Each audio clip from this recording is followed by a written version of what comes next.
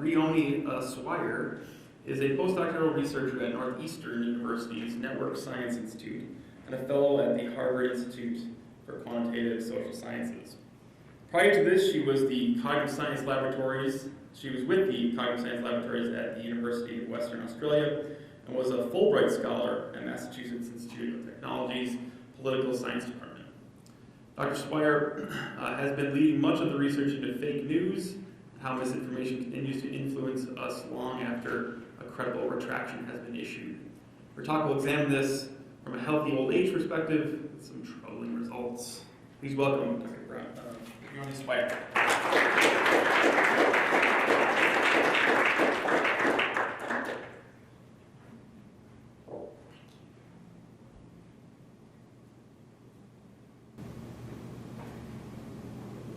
Gosh, it's just so exciting to be here with all of you, and especially to meet some people that I've also been reading for many years. So my research is all about misinformation and why people continue to believe in inaccurate information, even when they've been provided this really clear, valid correction. They often believe it, they understand it, but still we find that they use it in their reasoning and memory. And in my corner of literature, this is what we all often call the continued influence effect of misinformation. A lot of my other work is about political beliefs, about ideology. I do actually have a number of studies about Trump and voting preferences, and if you want to talk to me about that afterwards, I'd be more than happy to do so. But in this particular talk, I'm going to be talking about memory processes because it's way more relevant to Spinoza. So if the acceptance of an idea is automatic, but the rejection of an idea is not only subsequent, but effortful, this can have quite some ramifications for corrections, just because corrections by their very nature are saying that something is not true. So if I were to say, listening to Mozart will not make your child more intelligent, it's problematic if this is first processed as listening to Mozart will make it more intelligent with this subsequent negation tag. What's even more problematic is if it's not only effortful to add this tag, but also it's effortful to retrieve it and could potentially be lost along the way. Furthermore, another a troubling thing could be that we are by nature repeating the initial misconception within the retraction itself. And I was so thrilled when I saw the lineup to see that Lisa was talking before me to talk about the illusory truth effect, because I was like, great, this sets up my talk brilliantly. It's such a robust phenomenon and really hard to get away from, that the more familiar concept, the more people are likely to believe that this information is true. So some people think that this increased familiarity that is associated with the correction could be so detrimental that it causes a backfire effect. So what a backfire effect is, it's when a retraction leads to increased belief for the very misconception that it is attempting to correct. I really also want to separate this from, I think, the more most popular backfire effect, which is the worldview backfire effect, where someone really feels like there are these beliefs that attach their identity of being threatened. I think previously we've heard things like religion, like finding weapons of mass destruction in Iraq, also the MMR vaccine causing autism. These are very politicized emotive beliefs. And so this is completely different for familiarity. This is simply that repetition is the thing that or the familiarity itself is the cause of this. So this can be explained by a dual process theory of recollection. So what this actually entails, a lot of people believe this to be true, it's not universal, I should mention, but firstly there are strategic memory processes, and these allow you to remember detail. So they allow you to remember things like where you learned the information, when you learned the information, and maybe whether or not you can retrieve this tag, and to be like, oh yes, this is not true. Now there are various things that affect strategic memory processes. You could be distracted, you might not be able to use them because older adults have less efficient strategic memory processes between the time that you hear a correction and the time when you are asked, like, well, what do you believe now? That could have an effect. As well as the amount of detail that you get about like a various topic. On the flip side, we've got these automatic memory processes, and they are largely based on this perception of familiarity. So you can really see where this could be problematic is the backfire effect is said to occur when these strategic memory processes have failed, but you rely on automatic processes, this feeling of familiarity to really sense whether or not information is true or false. So just an example of how strategic memory processes really help or hinder is if, say, you can recall Sir David Attenborough, the legend of all nature documentaries, telling you that ostriches totally hide their head in the sand when they're frightened. But you fail to recollect that he actually said that this is rubbish and not to believe it. On the flip side, you could have also made an error that it wasn't David Attenborough who said this at all, but it was your neighbours, Kath and Kim. I put that reference in there for it's a little in-joke for any Australians. Needless to say, Kath and Kim aren't quite as credible as David Attenborough when it comes to natural things or anything else.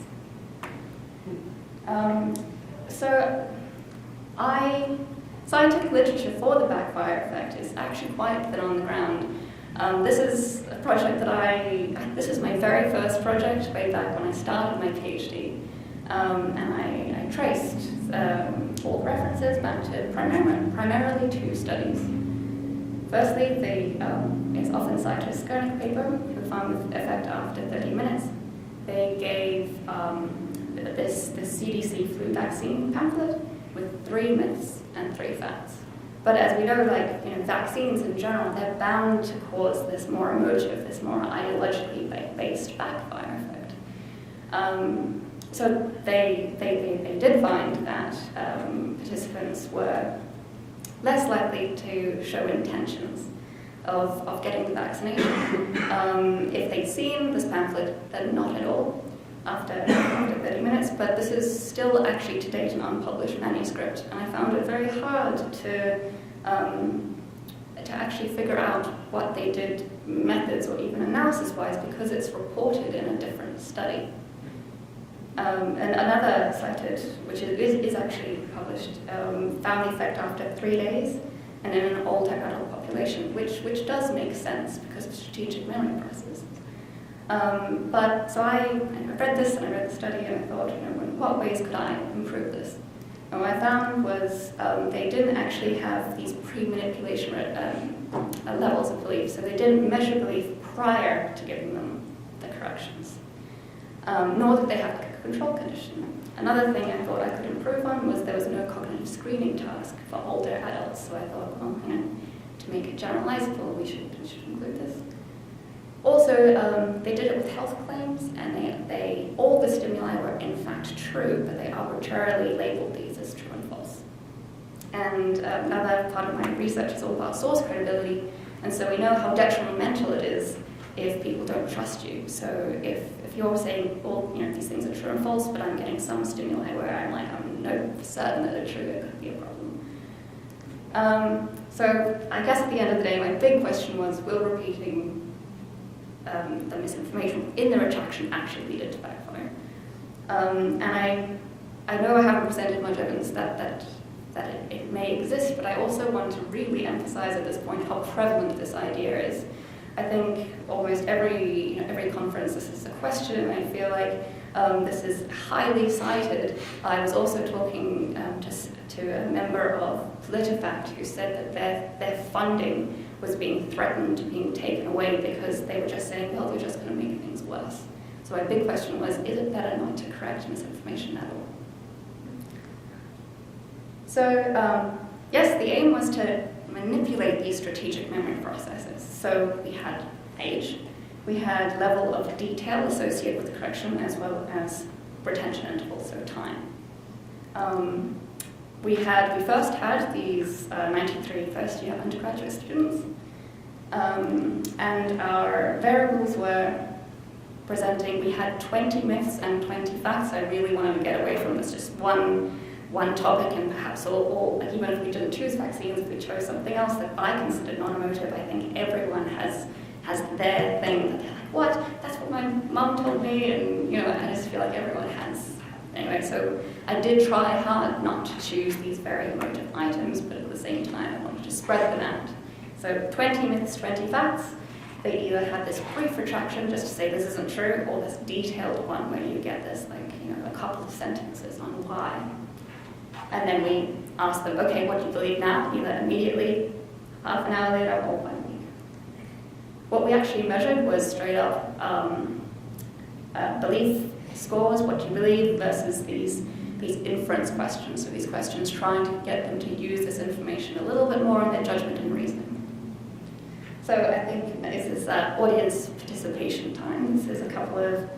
So the first item is liars sometimes give themselves away by physical tells, such as looking to the right or not looking people in the eye. Hands up for true. Hands up for false. Okay, yes, the false is have it. So this is an example of a brief correction. So we're not giving them any detail whatsoever. We're just saying this is a myth. Okay, this next one is, so it's urine is effective when treating a jellyfish sting. Hands up for true. Hands up for false. Okay, about 50-50 here. This one is actually a myth. So this is also really frequent. I love that this ended up on my sheet. Anyway, so the retraction actually says this myth originated from the television show Friends. When one of the characters is stung by a jellyfish, the other characters report a useful fact that they score on the Discovery Channel, which is wonderful. They cite at least a semi-reputable source, and all the other characters know about it. So I think it was a perfect storm for misinformation. Yes, although this worked for the character from the show, in the reality there's no scientific evidence to support this. Urinating on the affected area may only aggravate the skin, not to mention to make your day even worse than it already is. So we're giving them something to chew on. Okay, too many carrots make your skin orange. Hands up for true. And now no one trusts me. Okay, hands up for false. Okay, this one's true. This is true actually. And this is the very last one. Humans regrow their tips of their fingers once it's been amputated. Hands up for true.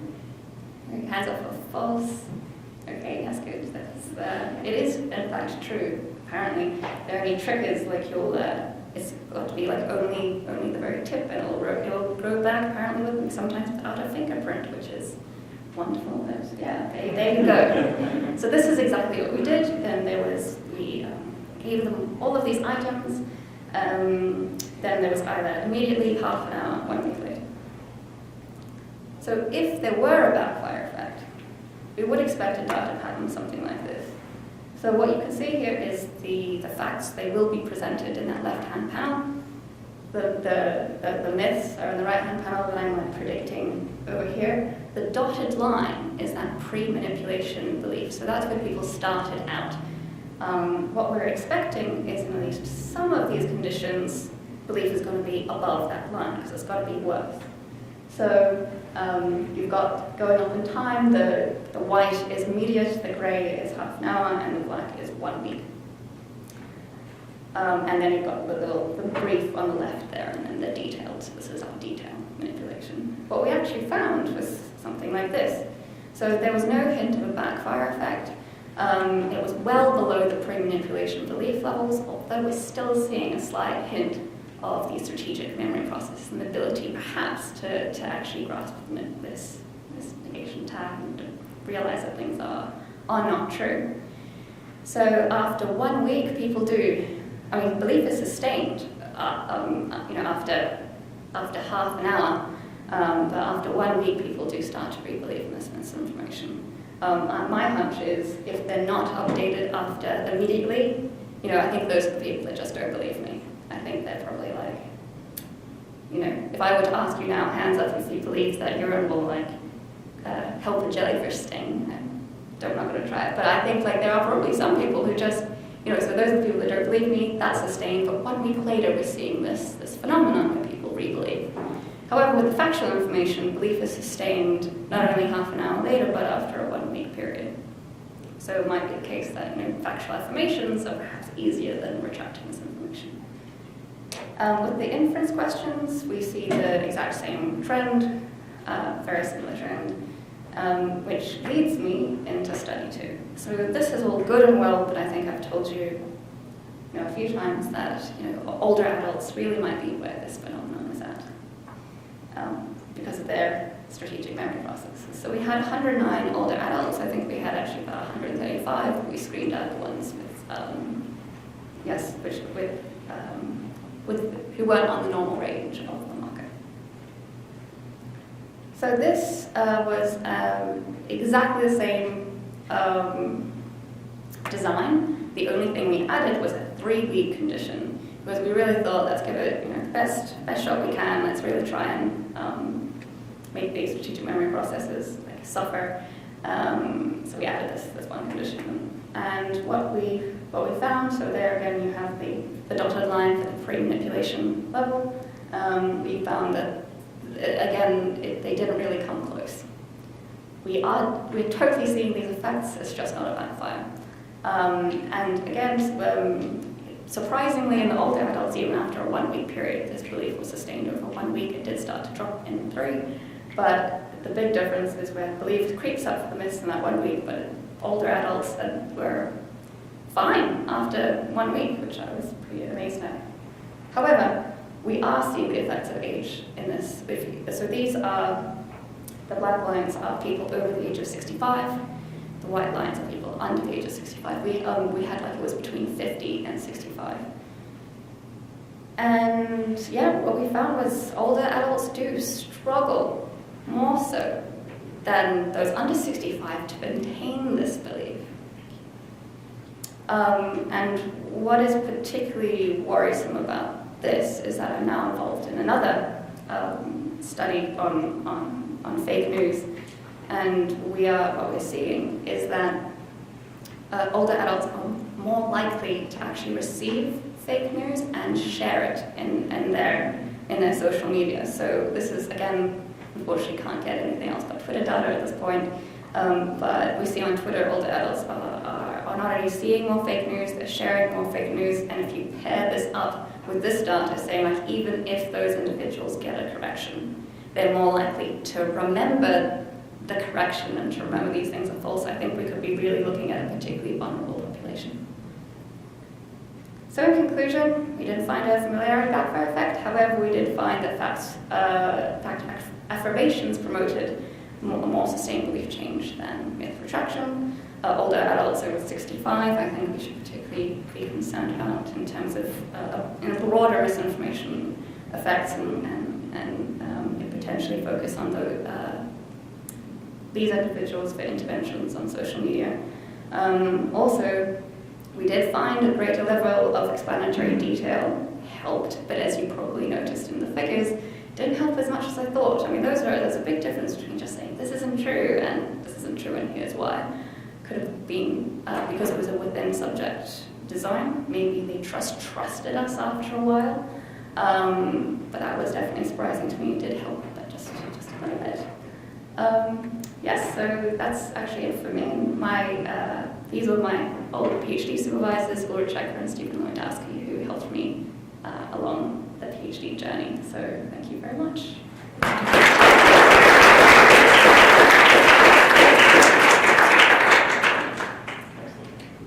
What are the questions?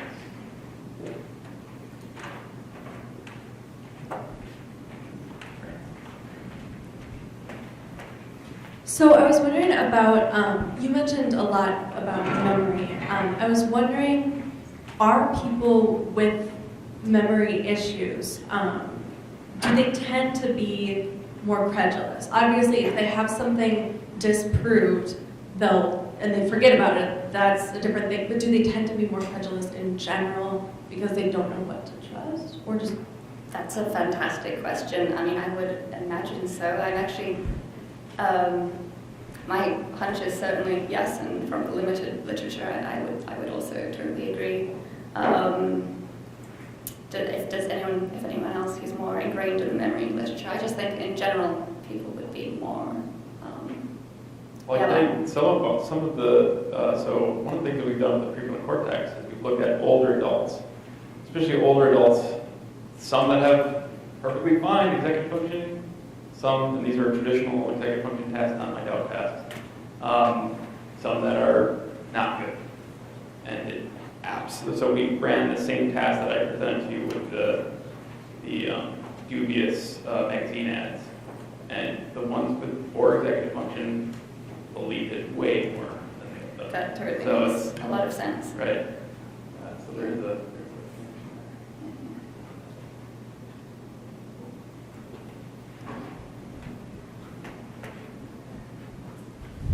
Thank you. Yes, I think this is more a comment than a question.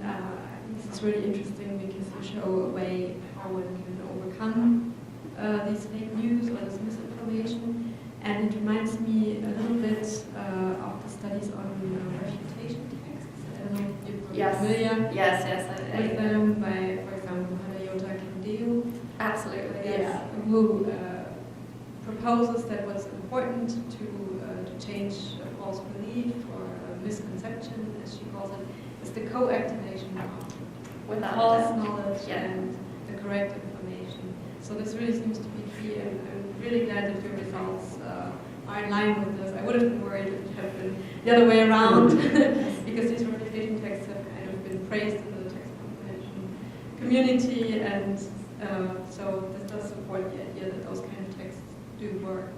I couldn't agree more. I actually think that when reading that literature, especially like from the educational literature, like refutation text, I mean, there's just so much work done, especially like in the 90s. There's a really big field, and I think that was what made me very confused at the time, being like, if it's so bad to repeat the misconception, why is all the current advice around fact checking to avoid it?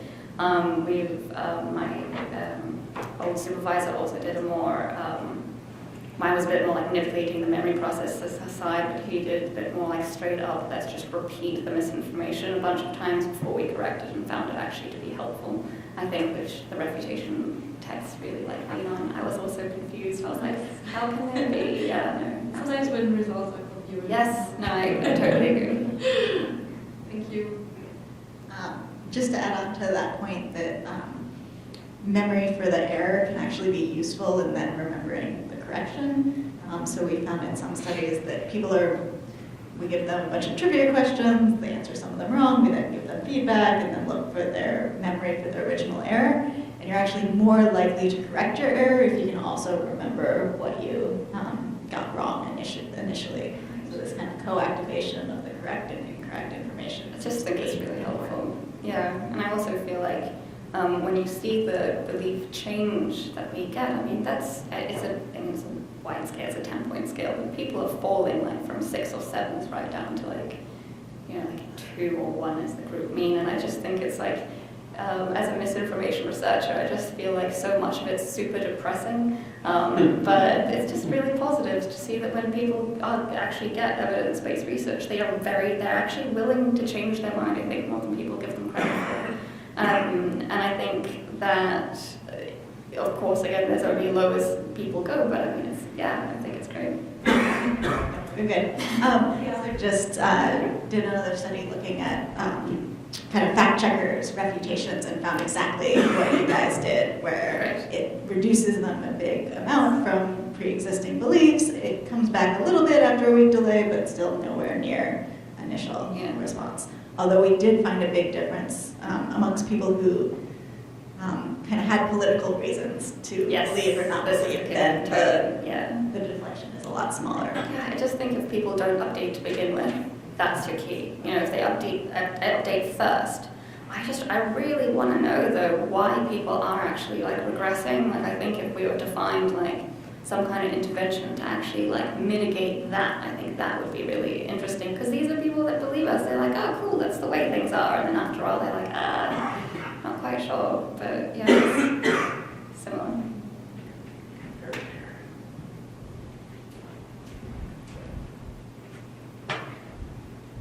Thanks, that was really great. I'm wondering if you get a difference in the content of the beliefs for whether the beliefs are causal or non-causal.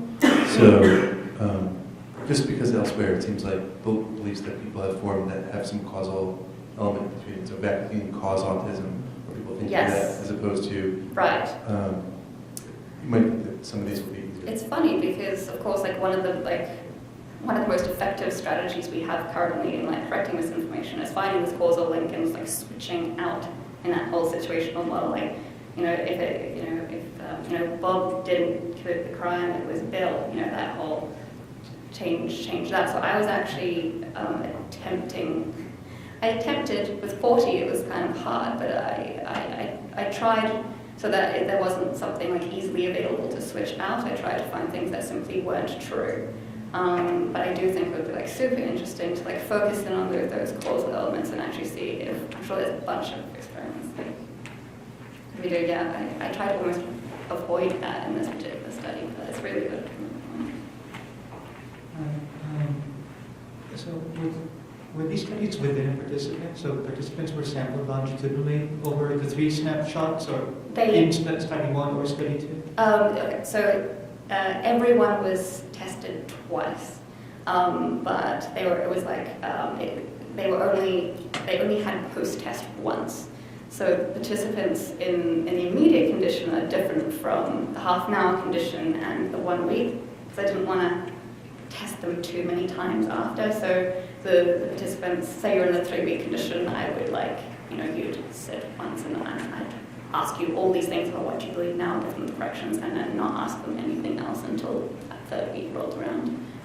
Which is why I had to collect so many older adults. Now I do MTurk studies and I'm just like, overnight, but that was, I think, 6 months of having older adults come in and chat to me. It was, yeah. I have a question about evidence-based practice. So I could start with a story. In the New York Times, I don't know, a year or 2 ago, there was an article that's, think flossing is good for you? And then it was suggesting, and the way I misremembered it 2 years later was that flossing, there was no evidence to suggest that it was good for you. But really, when I went back and read the article, it was that we just don't know yet whether it's right, because they haven't done the 10-year, the 20-year, or the 40-year studies to know whether it's actually going to prevent medical disease. So I wonder whether, so I thought my own reaction or my own memory was that, oh my God, it actually has no effect. When in fact, that was not what the article was suggesting. It was suggesting we don't know whether it has any effect. Right. I think that's quite tricky sometimes, I think, in science articles, particularly, especially because a good one will try and present a nuanced argument to say, there's a lot of things missing. But it's interesting, actually, that this headline you said had a question mark. I think this is probably not relevant to your question, but I think, a lot of conspiracy theorists apparently have this technique of providing a question mark because it's a way of being we're not Fox News. On the scroll at the bottom is Obama a Muslim? There you go.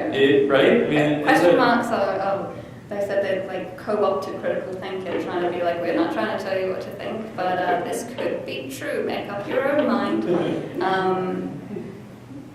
Yeah, but maybe it's in mainstream news too, so yeah. But I think there's some evidence that as you, and maybe there are people that are better at this than I am, but as you lay down mental representation, you lay down Obama is a Muslim, and then you come back and with the question mark, maybe he cannot be, right? And again, if that's the process, if it's this to kind of come back at the tag, right?